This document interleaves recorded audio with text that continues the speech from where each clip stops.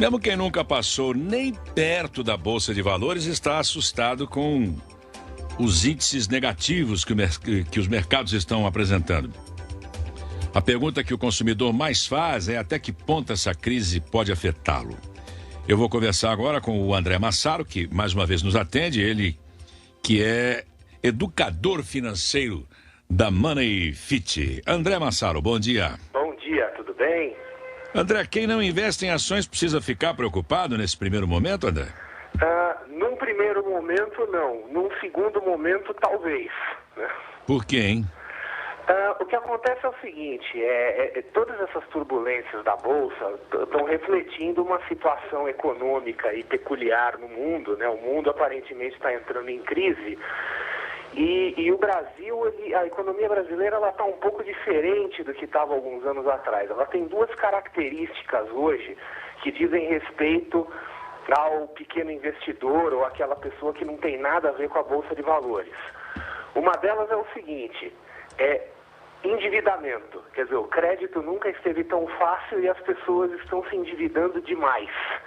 Pode-se dizer aí que o índice de endividamento no Brasil é ainda menor que em alguns países do primeiro mundo, etc.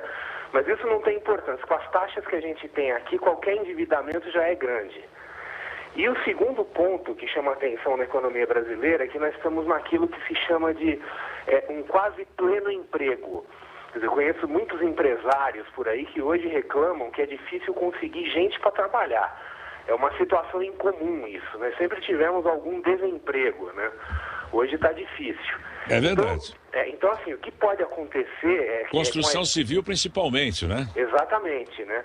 O que pode acontecer é que com a situação econômica mundial piorando, então eventualmente Estados Unidos aprofundando a recessão, etc. e tal, isso nos afete aqui no Brasil, né? A economia desacelere e começa a gerar algum desemprego. Só que esse algum desemprego é particularmente perigoso quando as pessoas estão endividadas do jeito que estão, né? Quer dizer, como tem muito emprego, a maioria das pessoas assim está se sentindo meio senhor da situação e consumindo muito, se endividando muito. Então isso pode ser uma consequência ruim que não tem nada a ver com quem está na Bolsa diretamente. Pode atingir duramente, principalmente o setor imobiliário. O pessoal que trabalha na construção civil, né, mas não só. Quer dizer, quem eu vejo que pode ser atingido no médio prazo são aquelas pessoas que estão com endividamento muito alto porque estão muito confortáveis porque hoje tem emprego fácil, mas de uma hora para outra pode deixar de ter. E ficar desempregado cheio de dívida é uma situação bastante problemática. Seria algo muito parecido com o que aconteceu nos Estados Unidos. Mais ou menos, né? Quer dizer, a crise que teve nos Estados Unidos, principalmente em 2008, ela teve, assim, alguns antecedentes diferentes aqui do Brasil. Mas os efeitos podem ser parecidos. Quer dizer, lá hoje tem problema sério de desemprego, né? A economia ela está com características recessivas. Por motivos diferentes, a gente pode chegar numa situação igual. Agora, a gente está falando de Bolsa de Valores. Se o valor das empresas na Bolsa diminuir muito, pode aumentar, então, esse desemprego, né? Essa é uma consequência grave. O valor das empresas diminui porque diminui a perspectiva de lucro. A perspectiva de lucro diminui porque diminui a atividade, né? E a diminuição da atividade leva à diminuição do emprego. Agora, o pequeno investidor, André, que tem dinheiro aplicado em Bolsa, em muitos casos em aplicações ligadas ao FGTS, em papéis da Vale e da Petrobras, ele deve ficar preocupado até que ponto? Quem está na Bolsa, né, isso vale para qualquer um, para quem já está e para quem um dia pretende estar, para entrar na Bolsa a pessoa tem que ter uma estratégia, seja lá que estratégia for essa. Muitas pessoas têm a seguinte estratégia, eles compram ações de empresa para receber dividendos, mais ou menos da mesma forma que quem compra um apartamento para receber aluguel. Essa pessoa não tem que se preocupar com o preço de ação, porque ela não comprou a ação com a expectativa de vender ela em algum momento. Ela comprou para receber aquela renda. Quer dizer, quem está com essa estratégia não tem que olhar preço de ação, né? Não tem que se preocupar, não tem que se estressar, tem que se preocupar em receber o dividendo dela.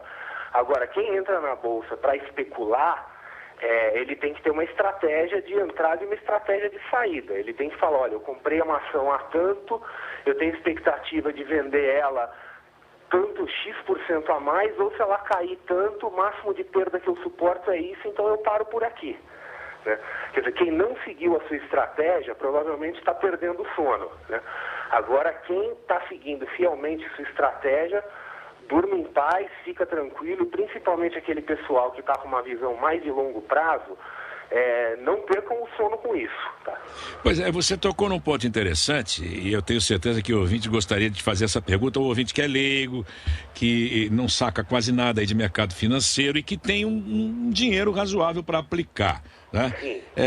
Quando você fala em investir em ações de uma grande companhia para obter dividendos, que dividendos são esses? Como é que eles são pagos?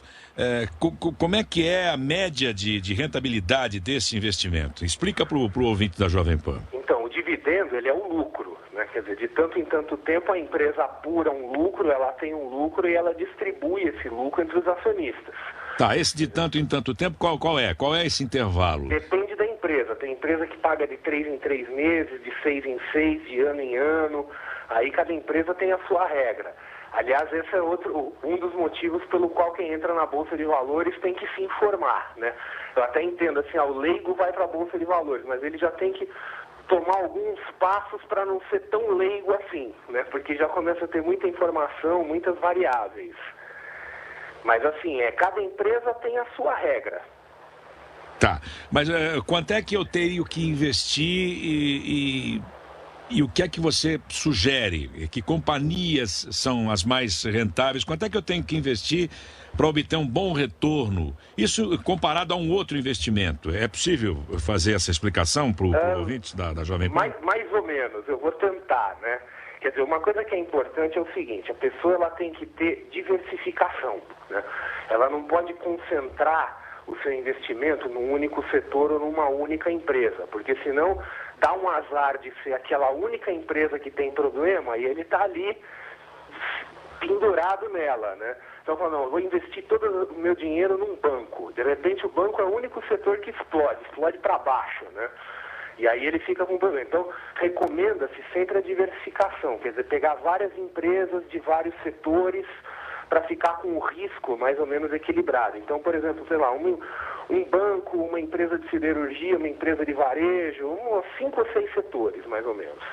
Então, assim, a pessoa ela deve entrar na Bolsa de Valores se ela tiver capital suficiente para comprar ações de 5 ou 6 setores diferentes, ou se não tiver e quiser ir para a Bolsa ainda assim, procurar ir através de um fundo de investimentos ou um clube de investimentos para ficar diversificado. Isso ajuda a diminuir um pouco os riscos. Agora, com relação à rentabilidade, né, com relação aos dividendos que paga, quanto por cento dá, isso varia muito. Isso varia muito de empresa e varia muito de época também. Quer dizer, num momento como agora... Varia de acordo com o desempenho da empresa, evidentemente. Exatamente. Mas assim, num momento como agora, que as ações da empresa estão caindo, as ações da Bolsa estão caindo e existe pânico no mercado, que acontece? A Bolsa ontem caiu 8%, chegou a quase 10%, né? Quase que a Bolsa parou, que quando chega a 10% a Bolsa para. Ontem, de novo, a bola da vez foi o ouro. Também. Mas assim, o que é importante ter em mente é assim, a Bolsa pode cair 10%, ontem ela quase caiu isso, hoje de repente pode cair de novo, amanhã, mas assim, amanhã de manhã todo mundo vai acordar, todo mundo vai tomar ônibus, vai para o trabalho, todo mundo vai tomar cafezinho, etc e tal. O mundo não para por conta disso.